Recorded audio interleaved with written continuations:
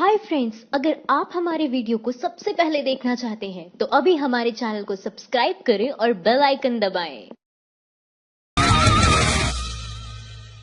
High court के बाद supreme court से भी बीजेपी को लगा झटका। अमित शाह की रथ यात्रा को नहीं मिली मंजूरी। कोलकाता हाई कोर्ट के बाद अब सुप्रीम कोर्ट से भी भारतीय जनता पार्टी यानी बीजेपी को करारा झटका लगा है। सुप्रीम कोर्ट ने पश्चिम बंगाल में पार्टी की रथ यात्रा को अनुमति देने से इनकार कर दिया। सुप्रीम कोर्ट ने मंगलवार को फैसला सुनाते हुए कहा कि फिलहाल सूबे में रथ यात्रा की अनुमति नहीं दी जा सकती है। कोर्ट ने ममता सरकार की चिंताओं को वाजिब करार देते हुए कहा कि रथ यात्रा पर बंगाल सरकार और राज्य पुलिस की चिंताएं आधारहीन नहीं हैं। हालांकि कोर्ट ने बीजेपी की थोड़ी राहत देते हुए कहा कि अगर पार्टी रथ यात्रा का कोई नया प्लान पेश करती है तो उस पर नए सिरे से विचार किया जा सकता है। सुनवाई के दौरान पश्चिम बंगाल पुलिस की ओर से दलील दी गई कि बीजेपी की विशाल रथ यात्रा को देखते हुए भारी संख्या में सुरक्षा कर्मियों की जरूरत पड़ेगी, जिनकी व्यवस्था करना संभव नहीं है।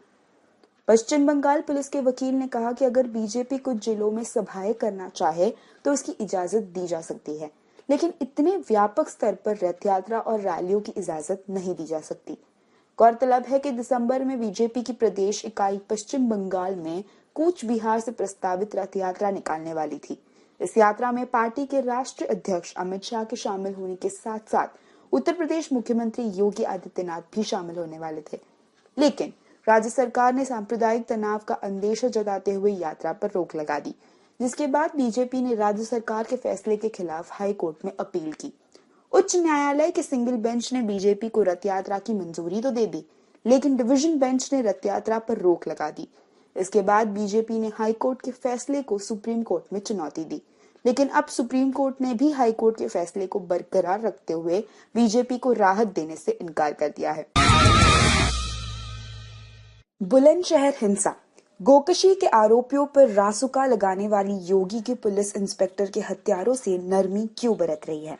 3 दिसंबर को बुलंदशहर में गोकशी के नाम पर हुई हिंसा के बाद सियाना थाने के इंस्पेक्टर सुबोध कुमार सिंह की भीड़ द्वारा हत्या कर दी गई थी, जिसका मुख्य आरोपी है बजरंग दल का नेता योगेश राज। इस घटना के तुरंत बाद सीएम योगी आदित्यनाथ ने आला अधिकारियों के साथ बैठक कर गोकशी के मामले में सख्ती के साथ निपटने के लिए गाइडलाइन जारी की थी। आपको जानकर हैरानी होगी कि इस गाइडलाइन में सीएम योगी ने मारे गए इंस्पेक्टर सुबोध कुमार का जिक्र तक नहीं किया था। यही से साफ हो गया था कि बुलंदशहर मामले पर योगी सरकार का रवैया क्या रहने वाला है। हुआ भी यही। घटना को 44 दिन बीत चुके हैं, लेकिन पुलिस का ध्यान अब भी इंस्पेक्टर सुबोध की हत्या से ज्यादा गोकशी पर है। पुलिस ने गोकशी मामले के 3 आरोपियों पर रासुका लगा दी है। तीनों ने अदालत में जमानत की अर्जी दी थी और पूरी उम्मीद थी कि तीनों को जमानत मिल जाएगी। इसको भांपते हुए पुलिस ने हाजी महबूब, नदीम चौधरी और अजहर अली पर राष्ट्रीय सुरक्षा कानून लगा दिया है। अब फिलहाल ये जेल में ही रहेंगे। पुलिस द्वारा जारी बयान में कहा गया है कि अगर पुलिस उन्हें छोड़ देती तो वो गोकशी की और घटनाओं को अंजाम दे सकते थे या सबूतों के साथ छेड़छाड़ कर सकते थे। गोकशी के मामले में पुलिस ने पहले भी कुछ लोगों को पकड़ा था, पर बाद में वो बेगुनाह निकले। रासुका की कार्रवाई पर सवाल उठाते हुए बुलंदशहर के सपा नेता मजिद अली कहते हैं कि प्रशासन ने ये काम हिंदुत्ववादी संगठनों को खुश करने के लिए किया है। इंस्पेक्टर सुबोध की हत्या के आरोपी को हीरो की तरह पेश किया जा रहा है। बुलंदशहर में उसके होर्डिंग्स लगाए गए हैं। पुलिस की एक तरफा कार्रवाई सही नहीं है। जैसा कि हमने बताया कि पुलिस इस मामले में पहले से ही गोकशी को लेकर ज्यादा संवेदनशील थी बनिस्बत सुबोध कुमार की हत्या के। अगर वो सुबोध कुमार की हत्या को लेकर भी संवेदनशील होते तो हिंसा के कई आरोपी अब भी पुलिस की गिरफ्त से बाहर नहीं होते। और इस मामले में योगेश राज समेत जितनी भी गिरफ्तारियां हुई है, उनमें से योगेश समेत कईयों ने खुद सरेंडर किया है, ना कि पुलिस ने उन्हें गिरफ्तार किया है। बुलंदशहर हिंसा मामले में अब तक 36 लोगों की गिरफ्तारी हुई है। जब कन्हैया पर राजद्रोह लगा है तो मीडिया उसे देशद्रोह क्यों बता रहा है? सत्ता की चापलूसी क्यों? पूछते हैं ओम थानवी। राजद्रोह और राष्ट्रद्रोह या देशद्रोह एक चीज नहीं है। दोनों में जमीन आसमान का फैसला है। फिर भी मीडिया का एक हिस्सा राजद्रोह के आरोपियों को देशद्रोही कहता है। ये शासन और उसकी विचारधारा की चापलूसी है। कन्हैया कुमार आदि छात्रों पर राजद्रोह का मुकदमा है। आजीवन कैद की सजा के प्रावधान वाला ये मुकदमा शुरू से इतना कमजोर था कि कन्हैया की गिरफ्तारी, अदालत परिसर में उस पर हमले, बाहर समर्थकों पर भाजपा विधायक के हमले आदि के बीच दिल्ली की पुलिस प्रमुख बस्सी को कहना पड़ा था कि कन्हैया कुमार चाहे तो जमानत ले ले, वे विरोध नहीं करेंगे। जबकि राजद्रोह का आरोप बेहद संगीन है और गैर जमानती होता है। लेकिन 3 साल की मुशक्कत के बाद चुनाव की देहरी पर एक कमजोर मुकदमे ने फिर सिर उठा लिया है। सबूत जुट गए हैं, चार्जशीट दाखिल हो गई है। हर कोई भाप सकता है कि कानून का ये राजनीतिक इस्तेमाल है। राजद्रोह का मतलब है राज, अर्थात शासन या सरकार के खिलाफ भड़काने का काम। क्या सरकार द्रोह को देशद्रोह करार किया जा सकता है? किस दलील से? 1860 में टॉमस मैकॉले ने अंग्रेजी राज की शिक्षा के लिए यह कानून रचा था कि 1870 में लगा हुआ। आज राजद्रोह का कानून हमारे गणराज्य में काले धब्बे के सिवा कुछ नहीं, जो हर नागरिक को, चाहे वो गलतियां करते आगे बढ़ते छात्र ही क्यों ना हो, शब्दों ही नहीं इशारों में भी सरकार के खिलाफ उकसाने को संगीनतम जुर्म बना देता है। अंग्रेजों ने राजद्रोह का मुकदमा अनेक देश प्रेमियों के साथ महात्मा गांधी और लोकमान्य तिलक पर भी चलाया था। जाहिरा तौर पर गांधी तिलक का देश प्रेम अंग्रेजों की नजर में देशद्रोह था। लेकिन क्या आज हम अपने छात्र समाज के नारों को ही देशद्रोह ठहराने लगेंगे क्योंकि शासन की विचारधारा उससे आहत महसूस करती है? ख्याल रहे, गुजरात में हार्दिक पटेल पर भी राजद्रोह का ही आरोप मढ़ा गया था। लोकतंत्र में राजद्रोह का कानून सीधे सीधे अभिव्यक्ति की आजादी की काट है। इसीलिए जवाहरलाल नेहरू ने इस कानून को असंवैधानिक बताते हुए कहा था कि इससे हम जितना जल्दी छुटकारा पा ले उतना अच्छा। मगर विडंबना देखिए कि 6 महीने पहले विधि आयोग की एक बैठक में इस काले कानून को और सघन बनाने का विचार रखा गया है। नए साल में कन्हैया कुमार को चार्जशीट मिल गई, लेकिन पीएम मोदी की मार्कशीट नहीं मिली, कहते हैं सोशल। दिल्ली पुलिस द्वारा जेएनयू मामले में 3 साल बाद चार्जशीट दाखिल किए जाने को लेकर प्रतिक्रियाओं का दौर जारी है। दिल्ली पुलिस की इस कार्रवाई पर विपक्षी नेताओं से लेकर कई पत्रकारों और समाज सेवियों ने ऐतराज जताया है। वहीं सोशल मीडिया पर इस कार्रवाई को लेकर मजाक भी बनाया जा रहा है। सोशल मीडिया पर इस मामले को प्रधानमंत्री नरेंद्र मोदी की मार्कशीट से जोड़कर तंज कसा जा रहा है। दरअसल लंबे समय से पीएम मोदी की मार्कशीट सार्वजनिक किए जाने की मांग की जा रही है, लेकिन अभी तक उनकी मार्कशीट को पेश नहीं किया गया है। वहीं जेएनयू मामले में बिना किसी मांग के 3 साल बाद अचानक लोकसभा चुनाव से ठीक पहले कन्हैया कुमार के खिलाफ चार्जशीट कोर्ट में पेश की गई है।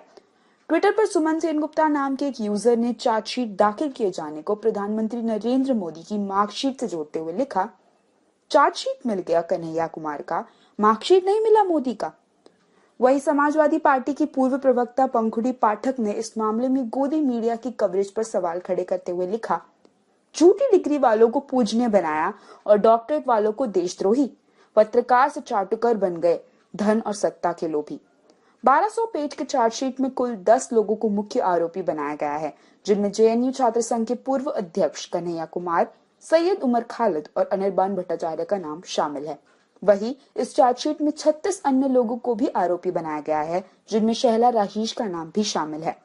हालांकि इन 36 लोगों के खिलाफ पुलिस को कोई पुख्ता सबूत नहीं मिले हैं। चार्जशीट में मामले के गवाहों के बयान सीआरपीसी की ऐसी धारा के तहत दर्ज है कि बयान से पलटने पर उन्हें सजा मिल सकती है। गवाहों के हवाले से चार्जशीट में बताया गया है कि कन्हैया कुमार ने भी देश विरोधी नारे लगाए थे। पुलिस को कन्हैया का भाषण देते हुए एक वीडियो भी मिला है। बता दें कि 9 फरवरी 2016 में जेएनयू कैंपस में अफजल गुरु की फांसी के विरोध में एक कार्यक्रम आयोजित किया गया था, जिसमें कथित तौर पर देश विरोधी नारे लगाए गए थे। इस मामले में दिल्ली पुलिस ने कन्हैया कुमार, उमर खालिद और अनिर्बान भट्टाचार्य के खिलाफ केस दर्ज कर उन्हें गिरफ्तार भी किया था, लेकिन बाद में सभी आरोपियों को दिल्ली हाईकोर्ट से सशर्त जमानत मिल गई थी। जेएनयू मामले में कश्मीरियों के खिलाफ कार्रवाई पर बोली महबूबा, मोदी 2019 में वोट पाने के लिए कश्मीरियों का इस्तेमाल कर रहे हैं। दिल्ली पुलिस द्वारा जेएनयू मामले में 3 साल बाद चार्जशीट दाखिल किए जाने के बाद से केंद्र की मोदी सरकार को कड़ी आलोचनाओं का सामना करना पड़ रहा है। विपक्षी नेताओं से लेकर समाज सेवी और कई पत्रकार चार्जशीट दाखिल किए जाने की टाइमिंग को लेकर सवाल खड़े कर रहे हैं। दिल्ली पुलिस की इस चार्जशीट में 7 कश्मीरियों के मुख्य आरोपी बनाया गया है, जिस पर जम्मू कश्मीर की पूर्व मुख्यमंत्री महबूबा मुफ्ती ने प्रतिक्रिया दी है। उन्होंने कहा कि मोदी सरकार 2019 लोकसभा चुनाव में वोट पाने के लिए कश्मीरियों को निशाना बना रही है। महबूबा मुफ्ती ने कहा कि इसी तरह 2014 के चुनावों से ठीक पहले कांग्रेस ने अफजल गुरु को फांसी दे दी थी, ये सोचकर कि शायद उन्हें कामयाबी मिलेगी। आज बीजेपी वही दोहरा रही है। उन्होंने कहा कि ऐसा लग रहा है कि 2019 के चुनाव की तैयारी में जम्मू और कश्मीर के लोगों को फिर से मोहरा बनाया जा रहा है, उनको इस्तेमाल किया जा रहा है, वोट के लिए राजनीति हो रही है। 1200 पेज के चार्जशीट में कुल 10 लोगों को मुख्य आरोपी बनाया गया है, जिनमें जेएनयू छात्र संघ के पूर्व अध्यक्ष कन्हैया कुमार, सैयद उमर खालिद और अनिर्बान भट्टाचार्य का नाम शामिल है। वहीं इस चार्जशीट में 36 अन्य लोगों को भी आरोपी बनाया गया है, जिनमें शहला राहीश का नाम भी शामिल है। हालांकि इन 36 लोगों के खिलाफ पुलिस को कोई पुख्ता सबूत नहीं मिले हैं। चार्जशीट में मामले के गवाहों के बयान सीआरपीसी की ऐसी धारा के तहत दर्ज किए गए हैं कि बयान से पलटने पर उन्हें सजा मिल सकती है। गवाहों के हवाले से चार्जशीट में बताया गया है कि कन्हैया कुमार ने भी देश विरोधी नारे लगाए थे। पुलिस को कन्हैया का भाषण देते हुए एक वीडियो भी मिला है। बता दें कि 9 फरवरी 2016 में जेएनयू कैंपस में अफजल गुरु की फांसी के विरोध में एक कार्यक्रम आयोजित किया गया था, जिसमें कथित तौर पर देश विरोधी नारे लगाए गए थे। इस मामले में दिल्ली पुलिस ने कन्हैया कुमार, उमर खालिद और अनिर्बान भट्टाचार्य के खिलाफ केस दर्ज कर उन्हें गिरफ्तार भी किया था, लेकिन बाद में सभी आरोपियों को दिल्ली हाईकोर्ट से सशर्त जमानत मिल गई थी। माइंड द न्यूज रूम की रिपोर्ट। Thank you for watching our video. अगर आपको हमारी वीडियो पसंद आई हो तो इसे लाइक जरूर करें और हमारे चैनल को सब्सक्राइब करना ना भूलें।